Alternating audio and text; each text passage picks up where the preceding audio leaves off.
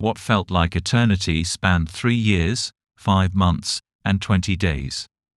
My once stable and predictable existence began to crumble 2 weeks prior. My name is Kevin, and Isabel has been my spouse for over 3 years. We crossed paths at a career fair while I was pursuing my master's degree, and she spoke highly of her employer. Despite the mismatch between my field of study and her profession, we hit it off. A series of unremarkable dates eventually led to something more. She had ended an engagement 6 months earlier, and I had been dating casually for a couple of years. The majority of our leisure time was spent in each other's company. As she held a salaried job, I was immersed in my thesis work. Both of us approached intimacy with caution, yet once it began, we felt an undeniable connection. Post-graduation, we exchanged vows, promising our love would be everlasting. I secured employment close by, allowing Isabel to maintain her position, while I managed projects for network solutions in northern Indiana. My role involves leading a dozen team members and occasionally traveling for client installations with a select group of co-workers. The decision of who travels is not mine to make. It's determined by a collective of project managers and my supervisor, Dennis, with the goal of providing everyone with field experience. On this occasion, my team consisted of 2 men and 3 women, all senior to me. Their expertise proved invaluable when facing a difficult client. It didn't take long for the first heated confrontation to occur. We arrived at 8 a.m., held a preliminary meeting, and started our work.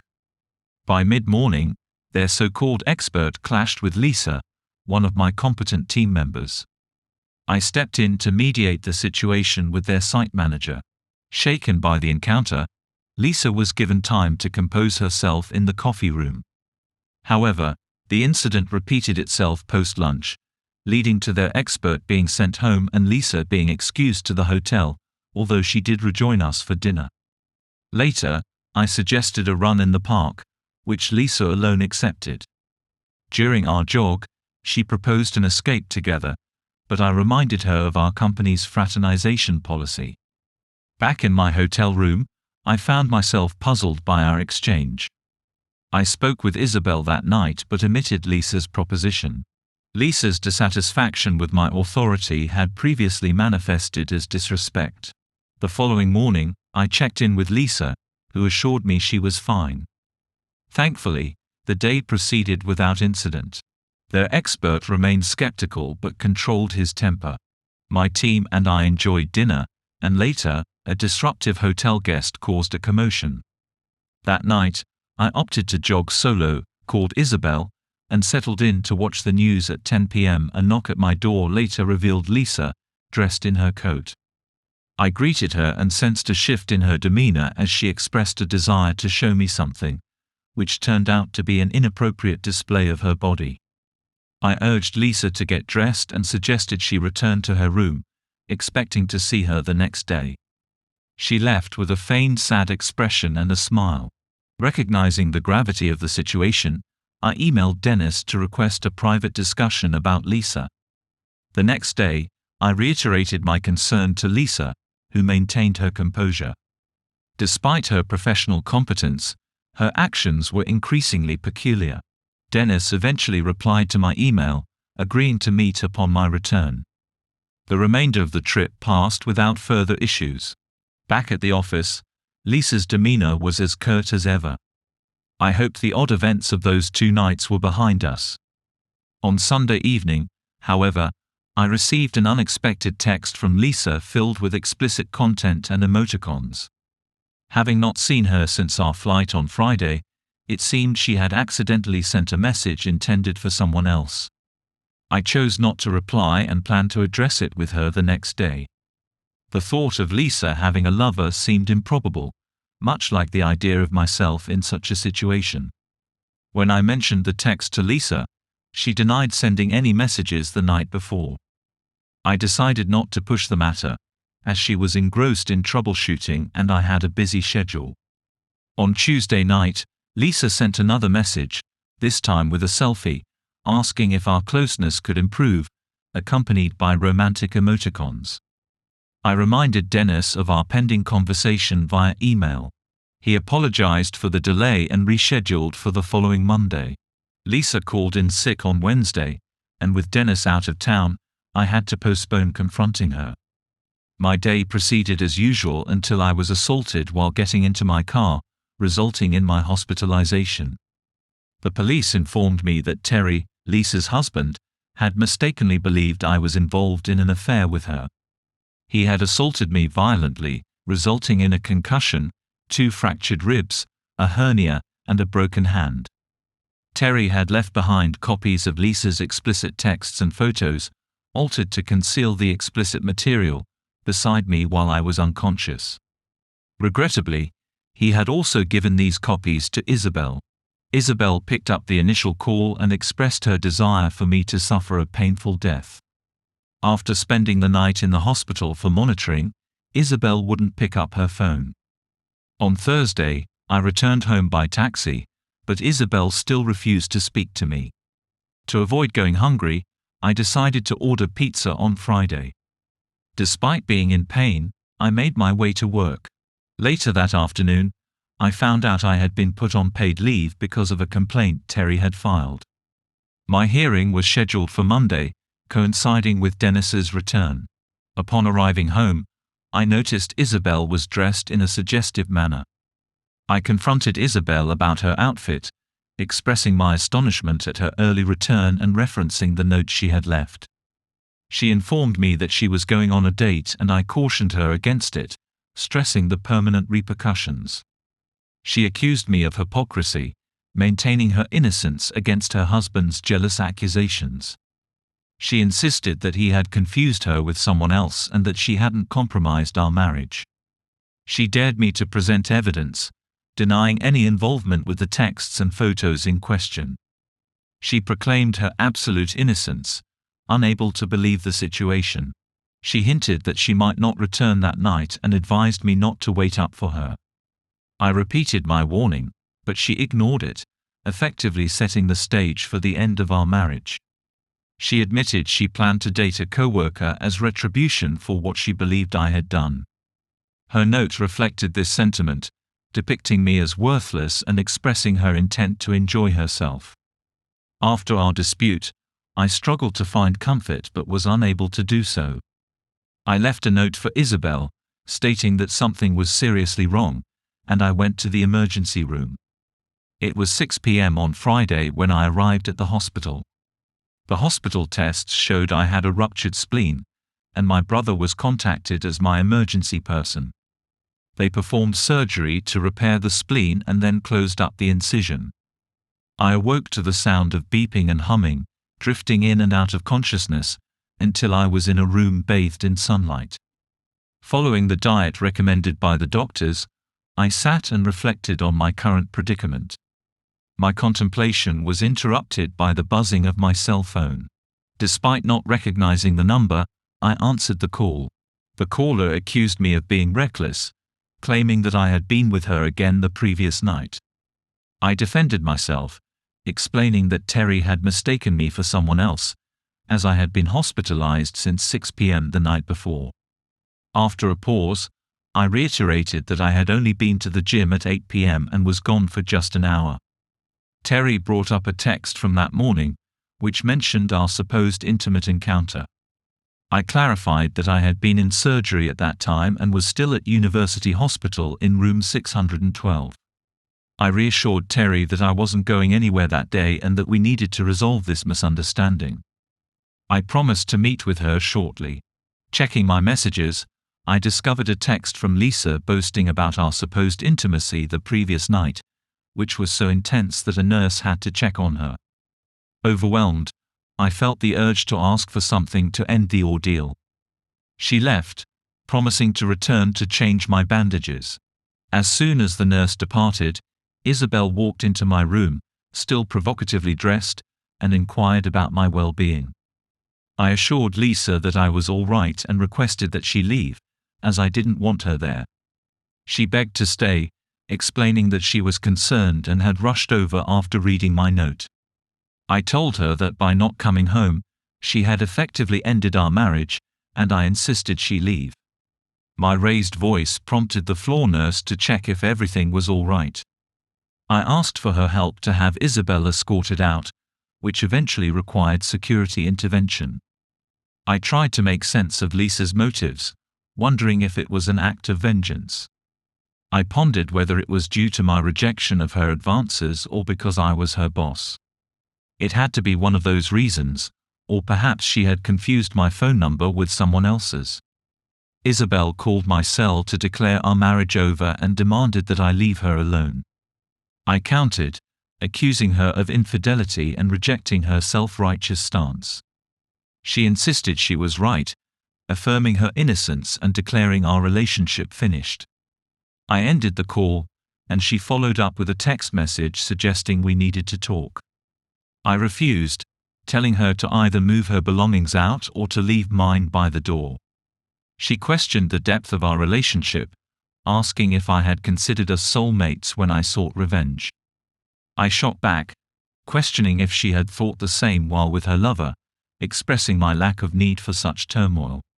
Frustrated, I turned off my cell phone and asked for morphine. Just before lunchtime, the nurse came back to change my bandages, starting with those on my face. Terry and Lisa knocked, inquiring if they were allowed to enter. Lisa, shocked, cried out, "Oh my God, Kevin! What has happened to you?" "Hi Lisa. This is your husband Terry, right?" I greeted. "What's with your lip?" she asked, looking away. I told them. I walked into a door. It occurred in the employee parking area. Currently, I'm unaware of the investigation's status. They found out last night that my spleen had burst. Honestly, it only took a few stitches to fix it up. I was aware that Terry was responsible for my injuries, and the police knew it too. Clearly, Terry hadn't told Lisa about his run-in with the law. After tending to my face, the nurse asked if I wanted privacy while she changed the dressings for my spleen surgery. "No, they can stay," I responded. The nurse excused herself to get something, promising to be back soon. Lisa sat down, and Terry tried to strike up a conversation. I signaled Terry to come closer and whispered my worries about Lisa's odd behavior during our last trip, questioning if she had been under any stress lately. Terry confided quietly that her mother had passed away in a car accident the previous Christmas, and her sister had just begun chemotherapy for breast cancer, but she seemed to be coping well. The nurse came back, causing Terry to step back to the wall, and silence enveloped the room.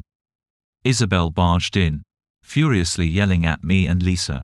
The nurse called for security, and Terry held Isabel back until they arrived. Once calm was restored, the nurse resumed her duties, and Lisa stood up, close enough to hold my hand. Lisa remarked, "Last night was incredible. We should return to that beach. Being close to you feels so right." Terry, myself, and the nurse looked on in astonishment. The nurse glanced at Terry and said, "Make sure she doesn't leave, I'll be back shortly." Terry embraced Lisa in a silent apology. After about 5 minutes, the nurse and 2 doctors led Terry and Lisa out of the room. I spent the afternoon reflecting on the past 2 weeks, realizing Lisa had 2 distinctly different personas. Hours later, Terry came back to apologize. He asked about Lisa's strange behavior, and when I brought up the angry confrontation, he quickly said, "I'll be right back." Returning with a doctor, I recounted my experience. Terry explained, "Kevin, Lisa suffered severe mental trauma as a child due to her father's relentless verbal abuse. She's been on the verge of a nervous breakdown since the incident last week," he continued. "You mentioned she acted oddly after the work incident. Was she involved in any conflict that day?" he asked. I initially said no, but then recalled the incident with the guest and the tray. The doctor chimed in, "That would trigger it. She's dealing with dissociative identity disorder, where a person develops multiple personalities as a coping mechanism for trauma. You must have intervened on her behalf, leaving an impression on her alternate personality," the doctor added. Terry asked about the events of Sunday and Tuesday, and I described the lawnmower mishap and the heated argument. He questioned the physical altercation the night before, and I explained she was upset about the complaint I had filed against him. Terry acknowledged his regret, recognizing the toll it took on my life. The doctor stated, "There's not much that can be done. She needs intensive therapy to come to terms with her condition. Recovery takes time." Terry apologized once more before departing. Despite the chaos she caused, I couldn't help but feel sympathy for Lisa.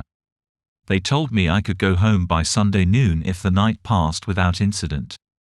I emailed Dennis to reach out to Terry about some important updates. I scrolled through Isabel's texts, filled with her anger directed at me, saddened by how these events had ruined my marriage. Listening to her voicemails trying to justify herself only intensified my anger, so I deleted them all. On Sunday, I returned home to find everything as I had left it. Isabel hadn't moved out, and my belongings were still there. I began packing what I needed for the coming week. Dennis called around 3 p.m., offering to visit, and mentioned that everyone believed I was innocent and hadn't done anything wrong. My discussion with him about Lisa, along with Terry's explanation of her health issues, had alleviated the concerns of upper management. I was reinstated at work, and the incident would be removed from my record.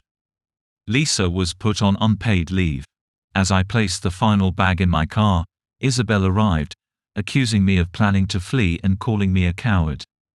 I clarified that Lisa was experiencing a breakdown and that her accusations were baseless. Lisa was being monitored at the university, and I recommended speaking with Terry to get confirmation. Although I had resolved to accept my losses and move forward, Isabel implored me to reconsider, asserting that there had been a miscommunication. Isabel maintained that Lisa had fabricated the allegations and offered an apology, pleading with me not to depart. I adamantly declared my inability to live in constant worry for the next 4 decades, stressing my refusal to remain in a marriage with someone who manipulates their private life for vengeance. Despite Isabel's entreaties and expressions of regret, I simply shook my head, shut the door of my car, and made it clear I had no intention of seeing or hearing from her again. Isabel persisted in her pleas for me not to leave, proposing that we could resolve the miscommunication. I voiced my skepticism regarding her description of the issue as a simple miscommunication, pointing out the noticeable shift in the tone of her messages and voicemails.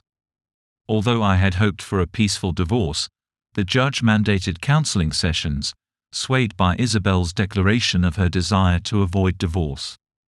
I attended the counseling reluctantly to preserve my reputation. The initial counseling session took an unfavorable turn when the counselor employed a strategy of division. Isabel laid out her perspective, and then it was my turn to sit in the chair. When prompted by the counselor to discuss my emotions, I reiterated my stance against remaining married to someone who exploits their personal life for retribution. Isabel's efforts to comprehend my feelings and save our marriage were met with my unwavering position. I repeated my refusal to stay in a marriage with someone who weaponizes their private life for revenge. Isabel's appeals for increased communication and collaboration were ignored, and I exited the session, disregarding her attempt to detain me. As the counseling sessions progressed, I continued to reject any form of cooperation. Isabel kept trying to talk about our emotions, but I hummed a tune to block out her efforts.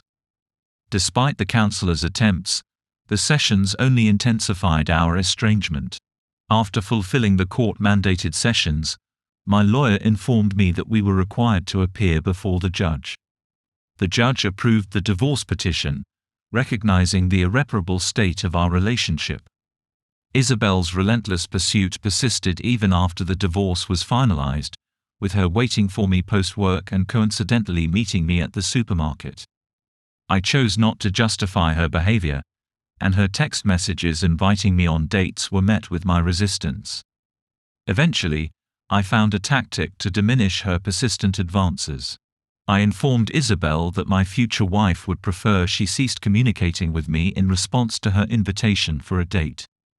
I wished her well in life, and to my surprise, that seemed to deter her for a week.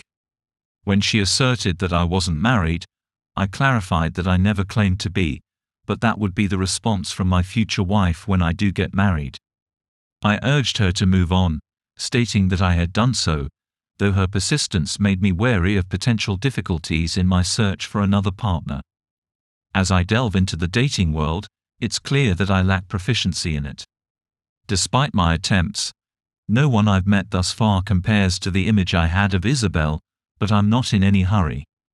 An acquaintance from the accounting department, who is also divorced, showed interest, and I sought Dennis's opinion before asking her out.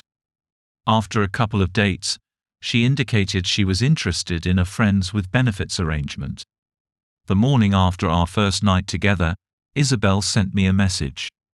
Isabel inquired if I had feelings for this new woman, which I deemed none of her business.